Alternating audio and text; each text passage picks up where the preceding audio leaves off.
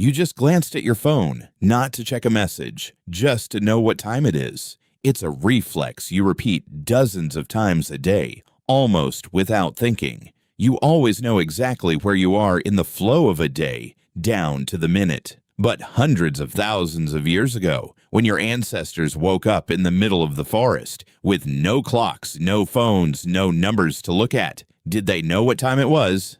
The answer's stranger than you think. You might immediately think of the sun, looking at its position in the sky, making a rough guess. That's true, but it's only a tiny part of the story. The real answer lies much deeper, not out there in the sky, but inside your ancestors' own bodies. Picture a strange experiment. A volunteer descends into a deep underground cave, carrying food, a lamp, and no clock of any kind. No sunlight, no bell to mark the hours, no way to know whether it's day or night outside. That person stays down there for months at a time. This isn't fiction. It's a real experiment carried out by the French cave explorer Michel Siffre, first conducted in the 1960s. What's remarkable isn't that he survived. What's remarkable is that his body kept falling asleep, waking up and feeling hungry on an almost regular schedule, with no external signal reminding it to do so. On the surface, a research team monitored Siffre remotely by phone, recording the exact moments he reported waking, sleeping, and eating, but never revealing the real date or time outside. When he finally emerged from the cave after several weeks, he believed he had only been down there for about half the actual time. His subjective sense of how many days had passed was wildly off. But strangely, even though his conscious perception was badly skewed, his sleep-wake cycle stayed remarkably regular the entire time, drifting steadily according to a pattern that was almost predictable. Siffre's body, completely cut off from outside light and time, did not fall into chaos. It generated its own cycle, roughly 24 to 25 hours long, repeating steadily day after day.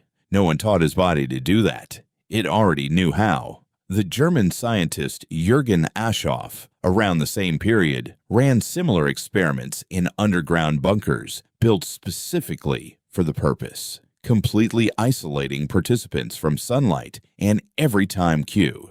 The results matched exactly what Siffre had experienced. People, even locked in continuous darkness, kept waking and sleeping on an almost fixed rhythm.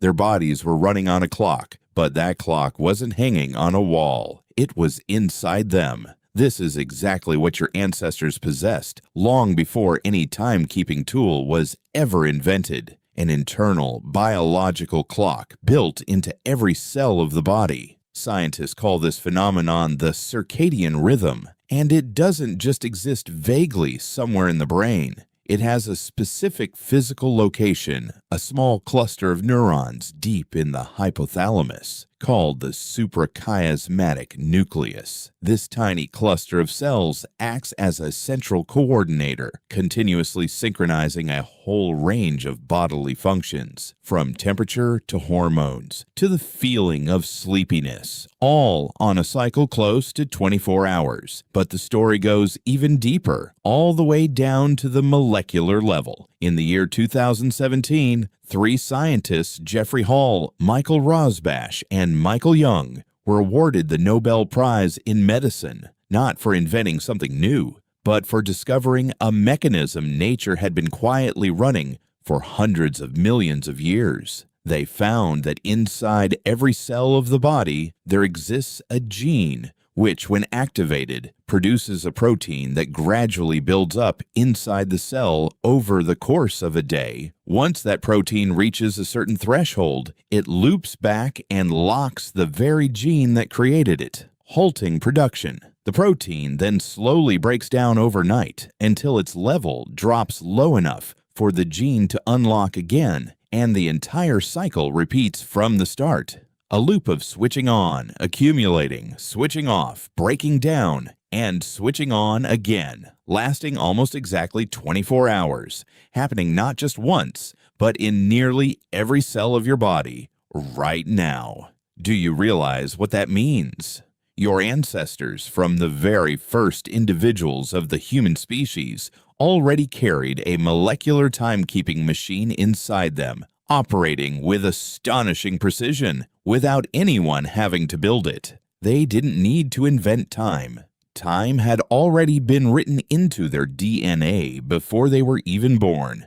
The discovery by Hall, Rosbash, and Young isn't just an interesting biological detail, it explains why, when you fly from one time zone to another, you feel exhausted for days, even though your wristwatch adjusts itself instantly. A wristwatch can change its numbers in a second, but the protein loop inside billions of your cells cannot. It needs time, usually several days, to gradually shift its own oscillation phase to match the new time zone. The fatigue and disorientation you call jet lag are, in reality, billions of molecular clocks inside your body, arguing over what time it actually is. So why did your ancestors still need to look at the sun? The answer lies in a subtle detail. The internal biological clock, if left to run completely on its own in isolation, like in Cifre's cave, tends to drift slightly off from a perfect 24 hours, running a few tens of minutes fast or slow each day. If left uncorrected, after a few weeks, a person's circadian rhythm would drift completely away from the real day-night cycle outside. Morning sunlight is exactly the calibration signal, a daily reset button, keeping the internal clock aligned with the Earth's actual rotation. Your ancestors looked at the sun not to create a sense of time out of nothing. They looked at the sun to resync a clock that was already running inside them. So what about dividing a day into specific markers? The kind of, what time is it you're used to today? That's an entirely different story, and it appeared much later. The first sundials, using the shadow of an upright post cast on the ground to divide the daylight hours into segments, only appeared in ancient Egypt about 3,000 years ago. Water clocks, which used the steady drip of water to measure time passing even at night, emerged not long after in both Egypt and Mesopotamia. But these tools weren't invented to let an individual know what time it was for themselves. They were invented to solve an entirely different problem. How could many people, in many different places, agree on the same point in time for religious ceremonies, military watch schedules, or organizing collective work? In other words, the clock was never the tool that told you the time. Your body already knew that. The clock is a tool for a group of people to agree on what to call that moment so they could coordinate their actions together. This is where the story really flips your assumptions. Your ancestors living by their natural circadian rhythm, waking when their body was truly ready, sleeping when their body truly needed rest, almost certainly had a far tighter connection to their own biological time than you do today. You live in a world flooded with artificial light, able to stay up past midnight under a lamp, able to fly across multiple time zones in just a few hours, able to work a night shift completely opposite to the sunlight outside your window. Every time you do, you're forcing the molecular clock inside every one of your cells to run out of phase with the real world. Scientists have linked this chronic misalignment to a wide range of health issues, from sleep disorders to metabolic problems to mood itself. Your ancestors didn't have a wristwatch, but their biological rhythm was rarely forced to lie about what time it actually was. Now come back to the phone in your hand.